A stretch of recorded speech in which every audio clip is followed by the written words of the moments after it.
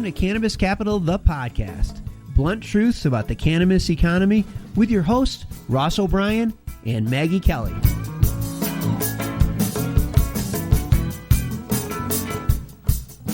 Hi, everyone. Welcome to Cannabis Capital, the podcast. I'm your co-host, Maggie Kelly, here with my co-host with the most, Ross O'Brien, venture capital investor and author of the book, Cannabis Capital. Ross, it's great to see you. Maggie, it's great to see you too. This is kind of becoming routine for us. Every week we get to talk to somebody new and exciting and have a lot of fun doing it. So I guess we're going to keep doing it until somebody tells us we can't anymore, right? Yep, until Dan doesn't show up. On this show, we love to feature subject matter experts, and today we are doing just that. Our guest is Brianna-Kilcullen, founder of Anact, a textile company, who also happens to have extensive experience in sustainability. But before we get started, it's time for the Cannabis Economy Challenge, that time we all know and love, our weekly challenge to see if listeners can identify an industry or sector that is not impacted by cannabis legalization. Unfortunately, Ross still sits undefeated, and we need someone to put his ego in check. And I think this is the week. Ross, are you ready? I'm always ready, but let's not underestimate the power of my ego. A truer statement, never been spoken. Okay, Nigel from London may have stumped you. So this week, his submission is engineering.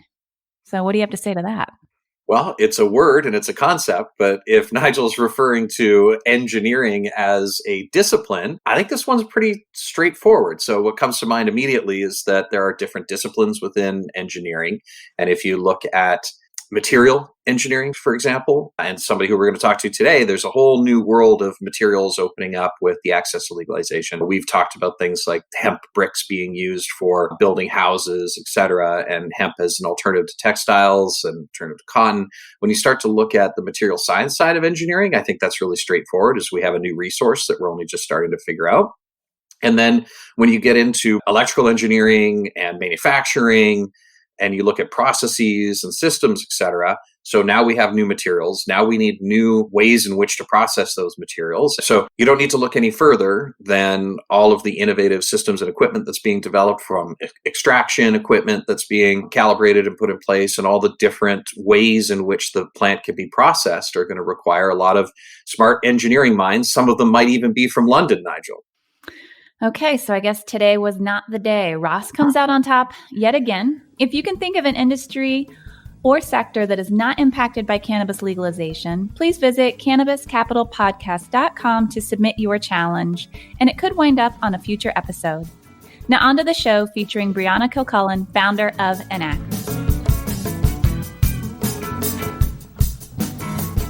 Hi, my name is Brianna-Kilcullen. I'm the founder of Anact, and my blunt truth from the cannabis economy is that fiber is the future. Hi, Brianna. We are thrilled to have you on the show today. Before we get started, would you mind giving our listeners a little background on yourself and also your company?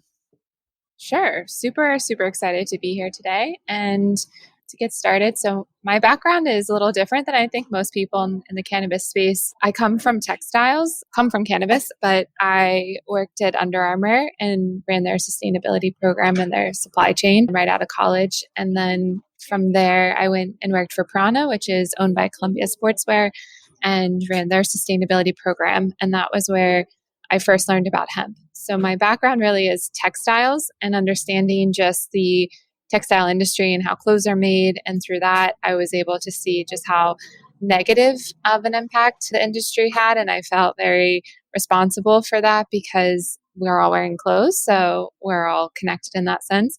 And then when I learned about hemp, I was just really intrigued by the lack of infrastructure globally, but by the power of the plant. And so I felt like there was a disconnect between the opportunity it provided from a sustainability perspective and a performance perspective and what was actually available. And so when I learned about that disconnect, I started really researching hemp products, and I saw that there was a gap in the marketplace. And for me, I was living in California. I didn't have a washer or dryer, and I was really looking for the most sustainable, best performing towels at the time. And I didn't see anyone doing hemp towels. The towels that I was purchasing weren't doing what I needed them to be doing, aka they were picking up this mildewy smell. I couldn't keep going to the laundromat.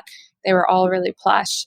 And so I had this idea to solve my own problem and choose hemp because it's biostatic, meaning its molecular structure is hollow, so it resists the growth of bacteria because bacteria can't stick, and design a towel that used hemp and had a thinner weave construction instead of these like thick plush we've kind of grown accustomed to looking for. And in designing that product for myself, I just saw this huge opportunity with the legislation of the relegalization of hemp in the US to have a conversation about why we're not manufacturing here, what's going on with our US farmers and not having cash crops, and be able to create this product that would solve people's problems, but also carve out this market space to be able to move forward. And so I got really, really excited about it. And I was like, do I tell someone else to do this? What do we do? And I was like, I think I just do it. Solve my own problem, assume other people have the same problem, and then talk about all the issues about why we can't do certain things as we go along. And that's really what we've been doing ever since. So we're based out of Jacksonville, Florida, which is where I'm originally from. We were funded on Kickstarter. We launched during COVID, March 2020. So we do D2C, e-commerce, and also wholesale. And we've just been growing organically. We hold the number one spot for hemp towels on Google right now. So we get a lot of great traffic that way. And we just believe that really the opportunity in hemp and cannabis, I think, is solving people's problems and less about it being just like a new trendy thing that was taboo. That's not. But really, how do we talk about what this plant can do?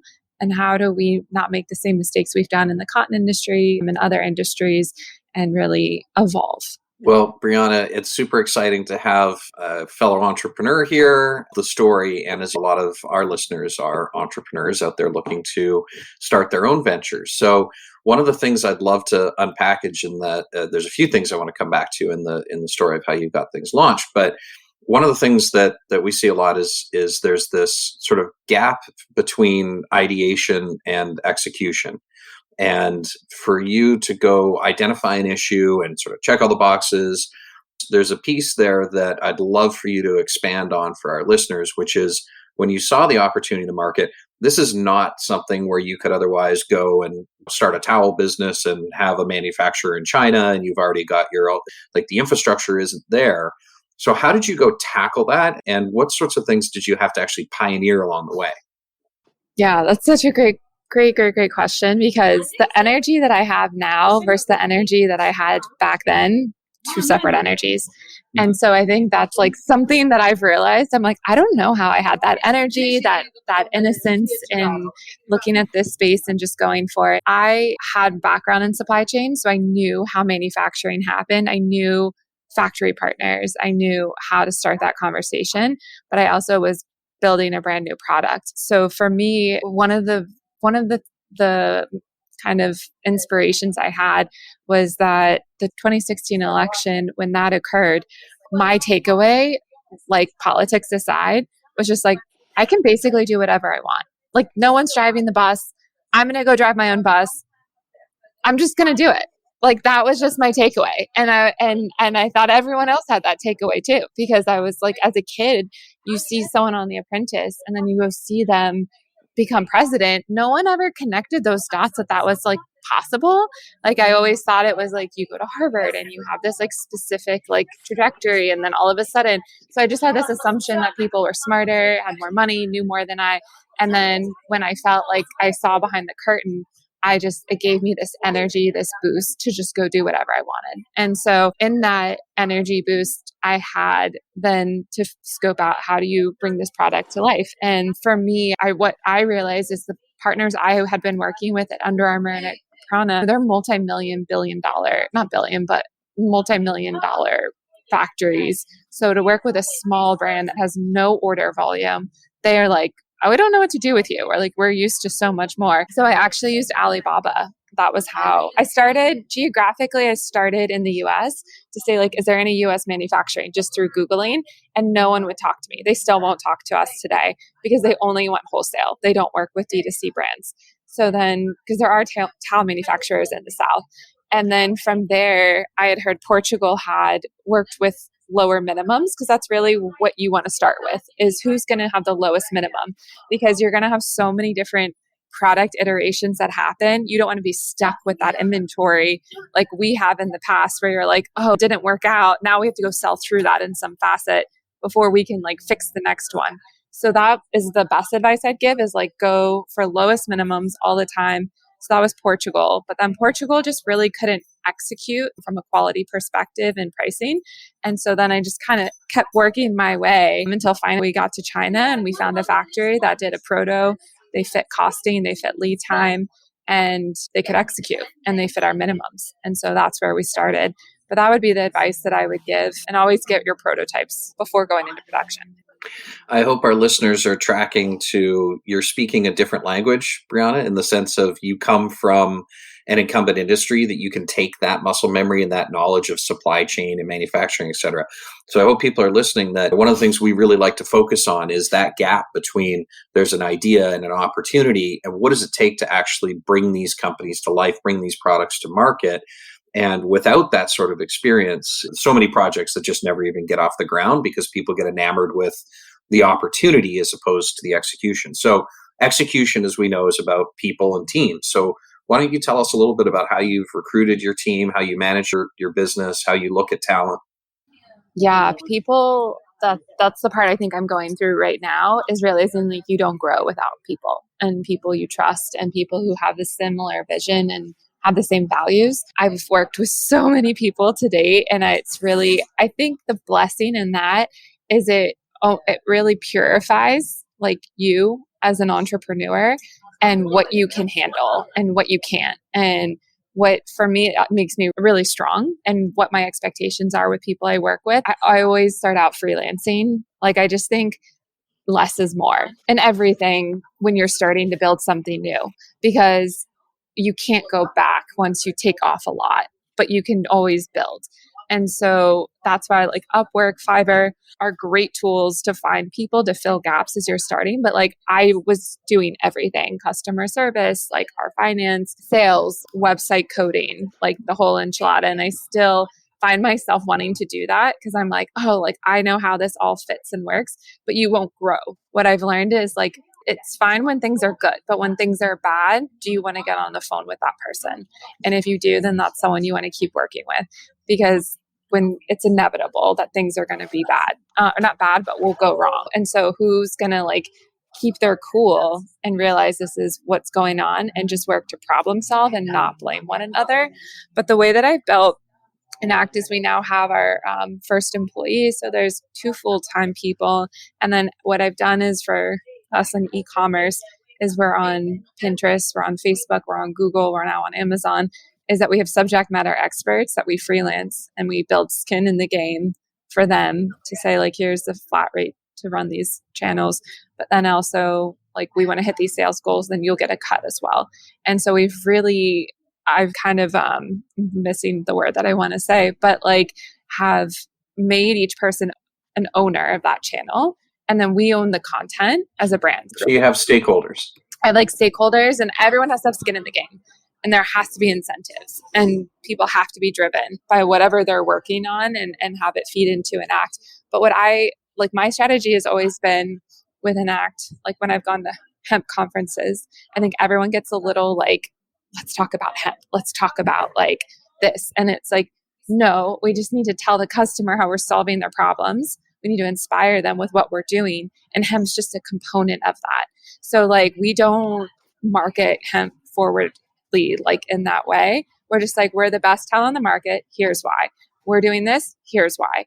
And then like, let the customer draw that. So that's the strategy from like a people perspective of people I look for who are going to be able to connect those dots and help us make those sales and get that brand awareness so that we can continue to build and grow the business. So we're like a team of 10 now, but globally that work on the business. Before we take a turn and get into financing, it comes across very clearly that you value both your personal well-being and that of the team members that you hire and the people that you choose to work with. Going beyond just here's your hourly rate to making your team members actual stakeholders in the company, I think speaks a lot to your character as a founder. there's just so much more to building a team than paying a wage that seems attractive. So can you talk to us a little bit, like maybe about your company's core tenets or your values and how you developed them? Because it really comes across that you have very clear ideals and you're incorporating them into all facets of your company.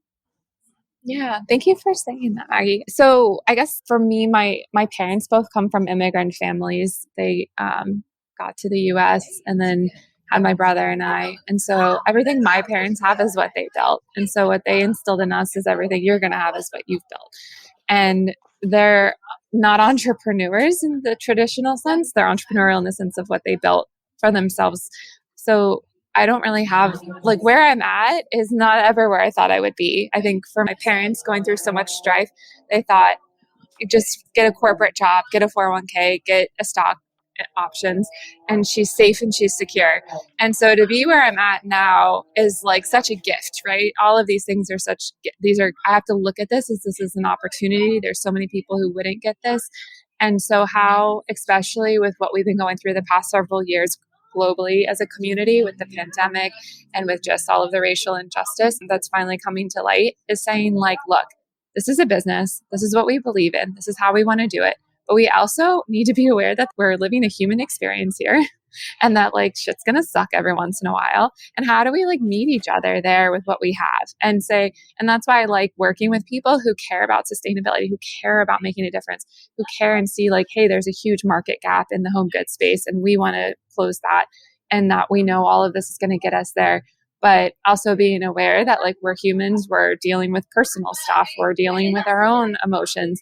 And so I think that's the core value that I look for, is being grateful that we just are here, that like it's beautiful, it's outside, it's the sun is shining, we're breathing, that we're kind to one another, and we're aware that like everyone's struggling through different things they might not speak of, but that we show up and we do our best. And that's the part that I think is been the hardest to find, is I don't care what anyone else is doing. I care that someone does their very best. And when I don't see that, that's when I get frustrated, because I think that that's the only way to set yourself free from really kicking yourself down the line. So if you did your best, then whatever happens, it just is, it's supposed to be what it's supposed to be. You're not worried about the results because that's where your concern is. And so I think those are the core values I'm realizing as we're growing that I require. But when we get on a call and someone just has excuses or just it isn't prepared, I'm like, this isn't going to work, because if we're hustling here, if we're going out and capturing this market and doing stuff that no one said we could do, I need you to do the same and match this energy, because then we're just always going to be disappointed when we meet. So I think definitely I bring that energy, because I'm like, what are we all here for? If not to like do things we're scared of, if not to like hustle, if not to make stuff happen, our dreams happen, like what's the point? So yeah, I think as the culture evolves within the company, the values that I look for, and having fun, right? My uncle's like, it's the journey, not the destination. It's how you show up in every moment that's really going to matter. So I just try to really take that and just constantly apply that in their setting that we're working in. So Brianna, this is so fun to hear you talk about it. We are kindred spirits in the DNA of our firm and the way you look at it. But you said something earlier that I just wanted to unpack a little further, which was about keeping your cool when things go sideways, when the shit hits the fan. I think, is that the first time I swore on our podcast, Maggie? This is great. But you said something earlier about keeping your cool when things go sideways. That's something that is both learned, but also instilled in people as they grow. And, it's something that you can and can't teach at the same time. Could you maybe contrast how that fits in the corporate world that you came from, and then how it fits in the entrepreneurial world that you're building now? Yeah. So I apologize if I was the first to curse and then I just set off like a ripple. Oh, no. Okay. Working in corporate, one of the things I noticed is that it was, how do I say this?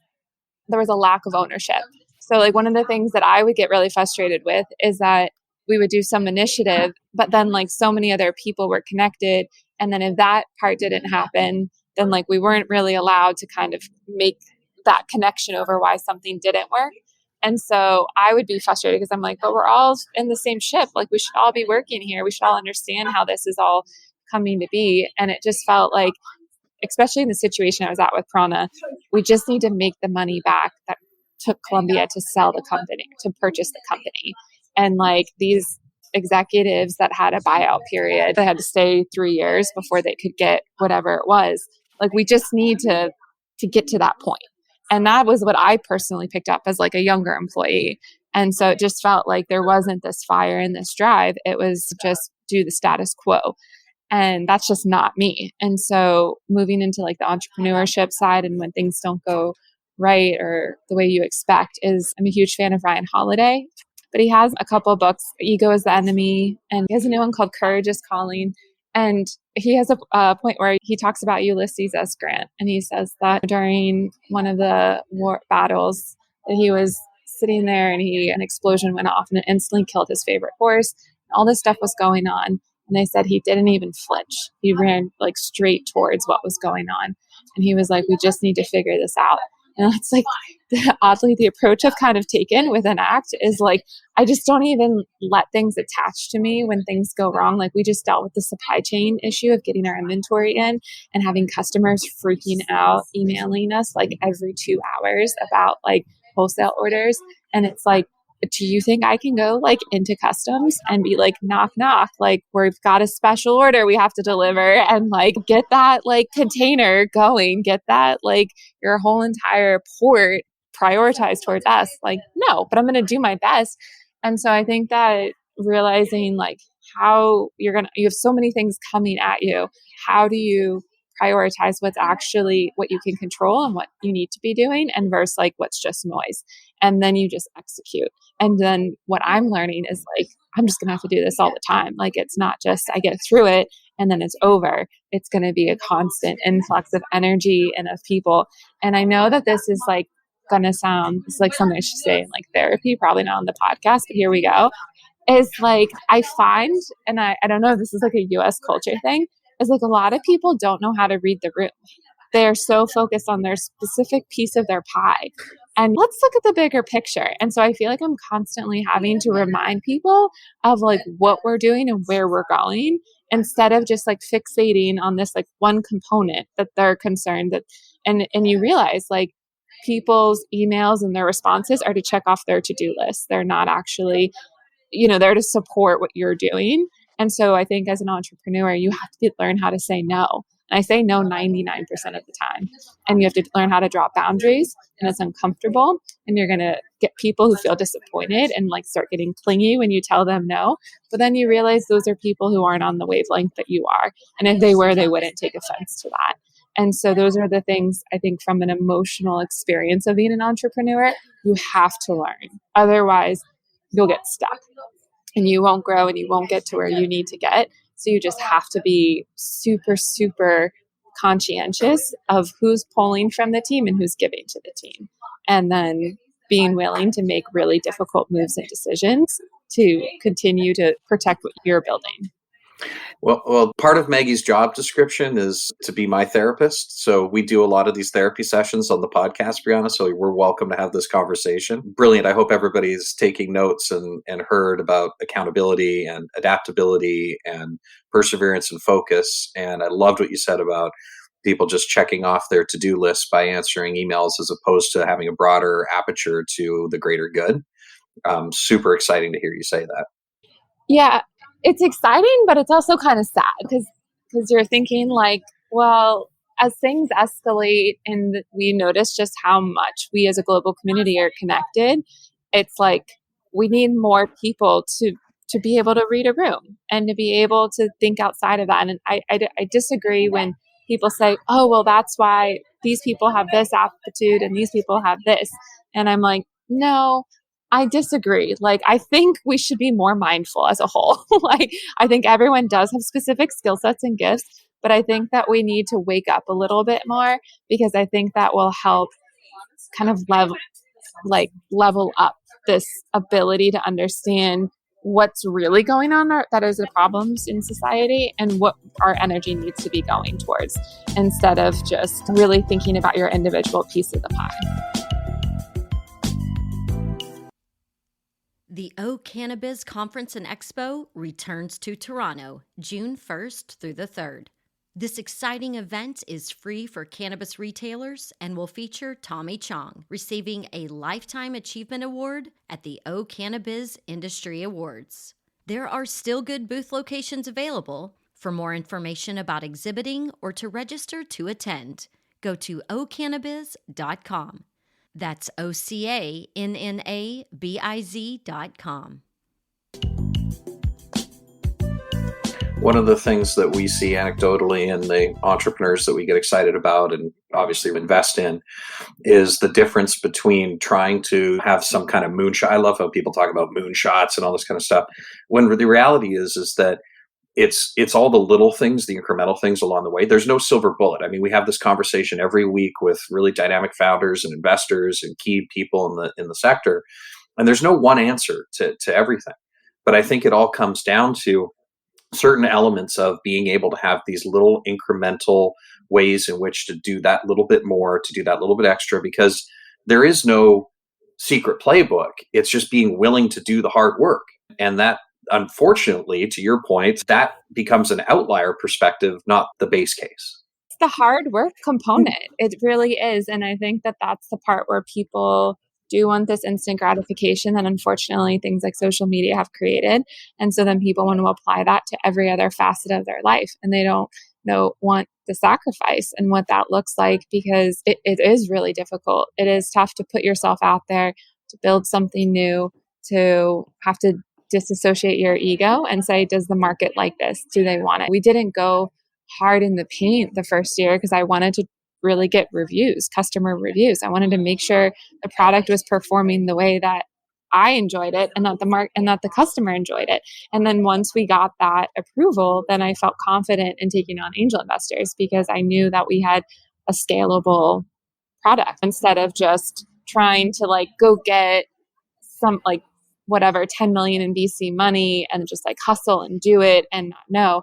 But there's I'm a huge reader and listening. I read Michael Singer, who's based in Florida, and he's very spiritual, and how he built his business, and it was $1 billion business. And he just talks about what you do is you have your set of cards, you play your cards every day. What do you have? You do your best with what you have, and then you have the vision of where you want to go, and then you do it the next day. And it is going to require a lot of sacrifices, but I think that's the model that makes the most sense. And then just remembering this is a gift, be grateful for it. No one asked me to be here, but I chose to be here. So that helps reduce, I think, the frustration when things are really difficult. And for me, if I go hang out with friends who work for someone else, their paycheck is consistent. They know what's happening. They check out at 5 p.m. and they're done. And then they're hanging out with me and they're not actually hanging out with me. They're wondering why they're not hanging out with me. And I'm because I don't have that. I have to do this. This is where I've put my investment in.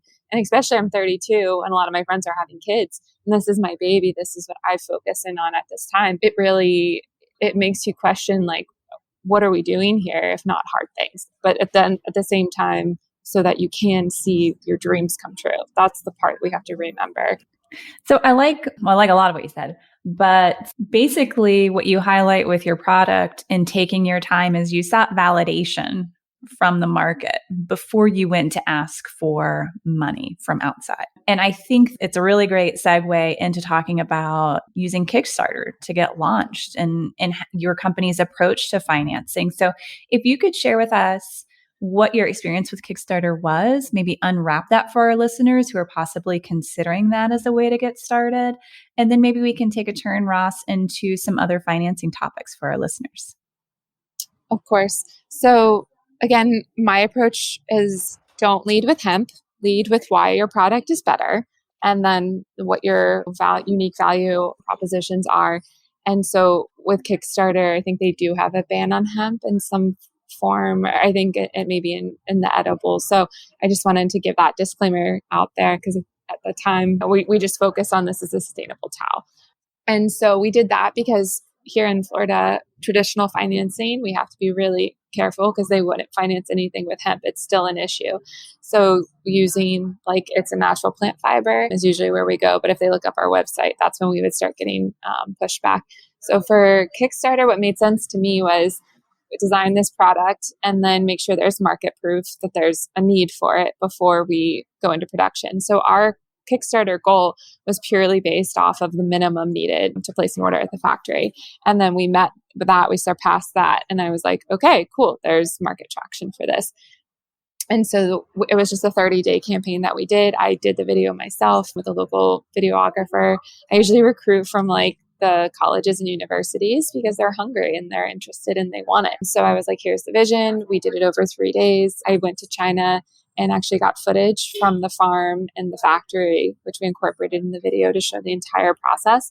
And then I created the pitch kit or our press kit, which I recommend for anyone to do, and put it on your Google Drive. We do our photos, our videos, our logo.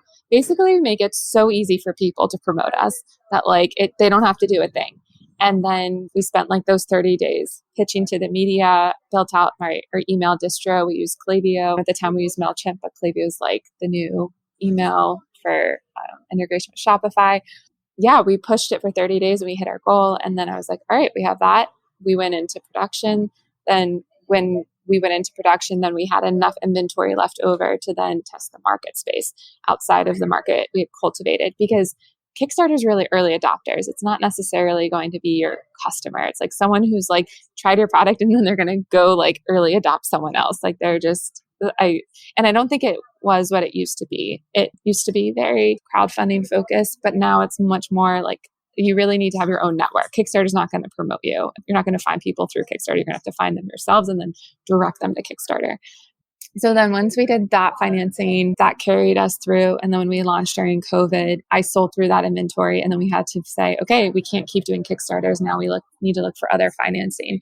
And so for me, like that was when we had the stimulus payouts. There was like other stuff happening. So I was taking that money and using that as ad money to sell our product and make money from that to put back in the business. So I think that's just like, I'm just scrappy in that way. I'm like, no one could have forecasted that, right? Be like, oh, a pandemic's going to happen and you're going to get this extra money is going to be dispersed through like economic injury, disaster loans, etc. But I took that. So that was like what we had during that time. And then I've always applied for like Pitch Fest and grants and stuff of that nature. So it was always like, how do we maintain the integrity of the business and get it as far as possible before we take outside capital?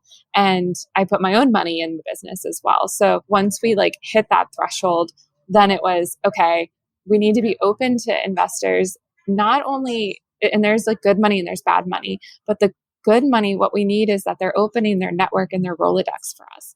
And now we're getting strategic connections. And now we're getting things open for us that no one would open before.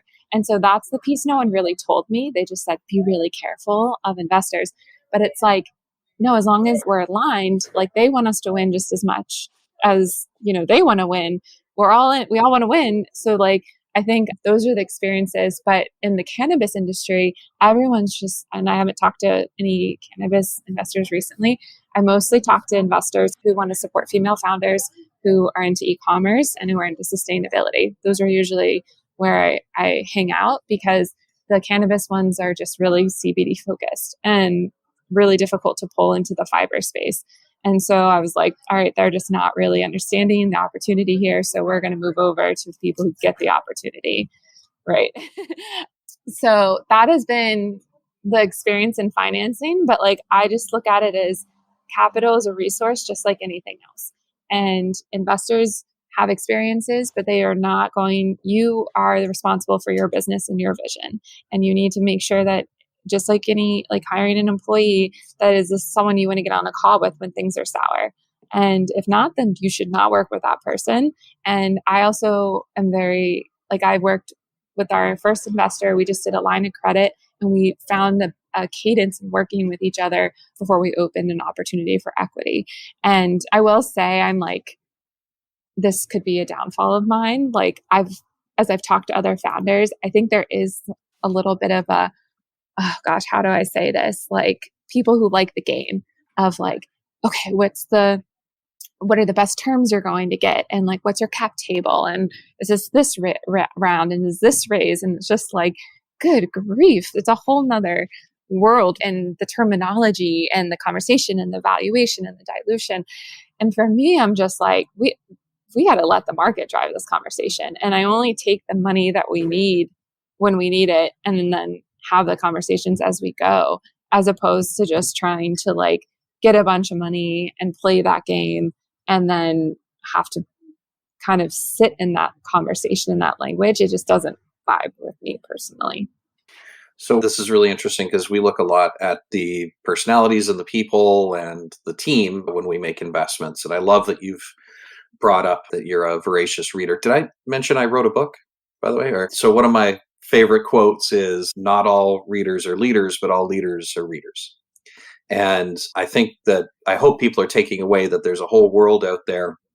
And actually, that was part of the incentive of writing the book, was to give these resources to entrepreneurs in cannabis who haven't had to go down transactional paths before, haven't had to think about valuing a private company, haven't had to think about governance and structure, et cetera.